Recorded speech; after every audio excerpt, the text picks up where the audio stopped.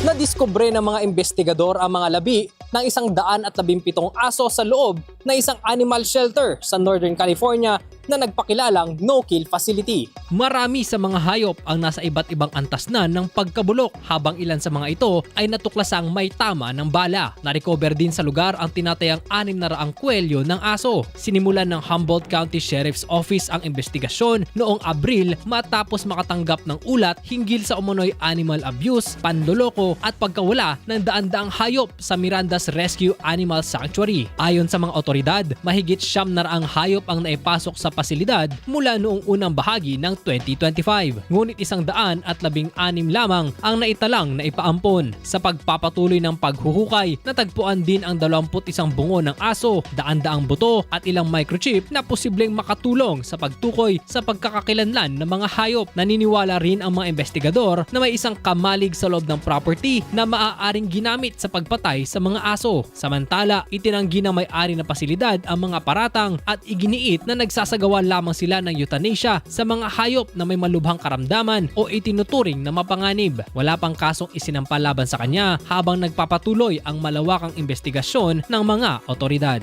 Para sa IFM Foreign News, ako si Manong Kit, Idol. IFM News.